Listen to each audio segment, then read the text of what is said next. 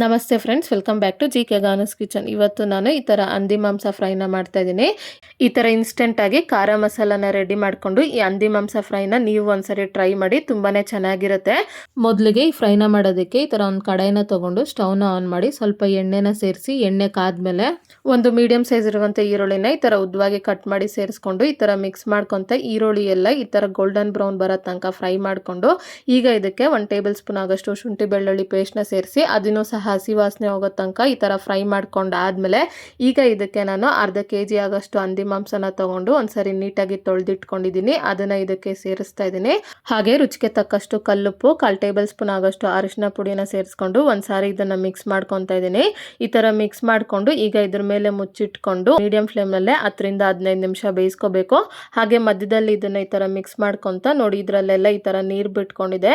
ಈ ನೀರೆಲ್ಲ ಡ್ರೈ ಆಗಿ ಎಣ್ಣೆ ಸಪ್ರೇಟ್ ಆಗೋ ತನಕ ಬೇಯಿಸ್ಕೋಬೇಕು. ಇದು ಬೇಯ್ತಾ ಇರಲಿ ಅಷ್ಟರಲ್ಲಿ ಮಸಾಲಾನ ರೆಡಿ ಮಾಡ್ಕೊಳ್ಳೋದಕ್ಕೆ ಈ ಥರ ಒಂದು ಚಿಕ್ಕ ಜಾರ್ನ ತಗೊಂಡು 1 ಟೇಬಲ್ ಸ್ಪೂನ್ ಆಗೋಷ್ಟು ಕಾಳು ಮೆಣಸು, 1 ಟೇಬಲ್ ಸ್ಪೂನ್ ಆಗೋಷ್ಟು ಧನಿಯಾ ಕಾಳು, ಅರ್ಧ ಟೇಬಲ್ ಸ್ಪೂನ್ ಆಗೋಷ್ಟು ಜೀರಿಗೆ, ಅರ್ಧ ಟೇಬಲ್ ಸ್ಪೂನ್ ಆಗೋಷ್ಟು ಸೋಂಪು, ಒಂದು ಚಿಕ್ಕ ಪೀಸ್ ಆಗೋಷ್ಟು ಚಕ್ಕೆ, 2 ಲವಂಗ, 1 ಸ್ಟಾರ್ ಹೂವು, 1 ಏಲಕ್ಕಿ, ಹಾಗೆ 2 ಟೇಬಲ್ ಸ್ಪೂನ್ ಆಗೋಷ್ಟು ಖಾರದ ಪುಡಿನ ಸೇರಿಸ್ಕೊಂಡು ಈಗ ಇದನ್ನ ನುಣ್ಣಗೆ ಈ ಥರ ಪೌಡ್ರ್ ಮಾಡಿ ಇಟ್ಕೊಂಡು ಈಗ ಇದಕ್ಕೇನೆ ಒಂದು 15 ಪೀಸ್ ಆಗೋಷ್ಟು ಸಿಪ್ಪೆ ಬಿಡಿಸಿದಂಥ ಬೆಳ್ಳುಳ್ಳಿನ ಸೇರಿಸಿ ಒಂದ್ಸರಿ ಮಿಕ್ಸಿನ ಆನ್ ಮಾಡಿ ಆಫ್ ಮಾಡಿಕೊಂಡು ಈ ಥರ ತರಿಯಾಗಿ ಪೌಡ್ರ್ ಮಾಡಿ ಪಕ್ಕಕ್ಕೆ ಇಟ್ಕೊಂಡಿದ್ದೀನಿ. ಈಗ ನೀವು ಇಲ್ಲಿ ನೋಡ್ಬೋದು, ಇನ್ನೊಂದ್ ಸೈಡ್ ಈ ಹಂದಿ ಮಾಂಸ ಎಲ್ಲ ಬೆಂದು ಇದರಲ್ಲಿರುವಂತ ನೀರೆಲ್ಲ ಡ್ರೈ ಆಗಿ ಈ ತರ ಎಣ್ಣೆ ಬಿಟ್ಕೊಂಡಿದೆ. ಈಗ ಇದಕ್ಕೆ ನಾವು ರೆಡಿ ಮಾಡಿ ಇಟ್ಕೊಂಡಂತ ಮಸಾಲಾ ಪೌಡರ್ನ ಸೇರಿಸ್ಕೊಂಡು ಒಂದ್ಸಾರಿ ಮಿಕ್ಸ್ ಮಾಡ್ಕೊತಾ ಇದ್ದೀನಿ. ಈ ತರ ಮಿಕ್ಸ್ ಮಾಡ್ಕೊಂತ ಉರಿನ ಲೋ ಫ್ಲೇಮ್ ನಲ್ಲಿ ಇಟ್ಕೊಂಡೆ ಒಂದು 4 ರಿಂದ 5 ನಿಮಿಷ ಇದನ್ನ ಫ್ರೈ ಮಾಡ್ಕೋಬೇಕು. ಮಸಾಲ ಎಲ್ಲ ಸೇರಿ ಈ ತರ ಫ್ರೈ ಆದ್ಮೇಲೆ ಈಗ ಇದಕ್ಕೆ ಸ್ವಲ್ಪ ನೀರನ್ನ ಸೇರಿಸ್ತಾ ಇದ್ದೀನಿ. ಈ ಮಟನ್ ಮಸಾಲ ಬೇಯೋದಕ್ಕೆ ನಿಮ್ಗೆ ಎಷ್ಟು ಕನ್ಸಿಸ್ಟೆನ್ಸಿ ಬೇಕೋ ಅಷ್ಟು ನೀರನ್ನ ನೀವು ಸೇರಿಸ್ಕೋಬಹುದು. ನಾನು ತಗೊಂಡಿರೋದು ಎಳೆ ಮಾಂಸ ಆಗಿರೋದ್ರಿಂದ ನಾನು ಸ್ವಲ್ಪ ನೀರನ್ನ ಕಮ್ಮಿ ಸೇರಿಸ್ತಾ ಇದ್ದೀನಿ.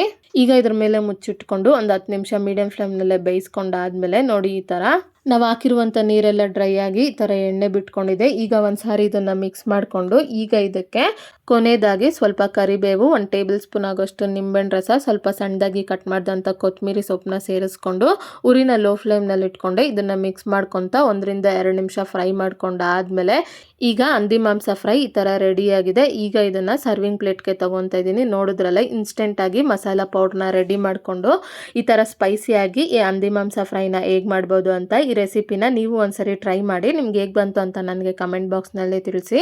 ಹಾಗೆಯೇ ನಿಮ್ಗೆ ಯಾವುದೇ ರೆಸಿಪಿ ಬೇಕಾಗಿದ್ರೂ ಕಮೆಂಟ್ ಬಾಕ್ಸ್ನಲ್ಲಿ ಕಮೆಂಟ್ ಮಾಡಿ. ಈ ರೆಸಿಪಿ ನಿಮ್ಗೆ ಇಷ್ಟ ಆದಲ್ಲಿ ಲೈಕ್ ಮಾಡಿ, ಶೇರ್ ಮಾಡಿ, ಸಬ್ಸ್ಕ್ರೈಬ್ ಮಾಡಿ.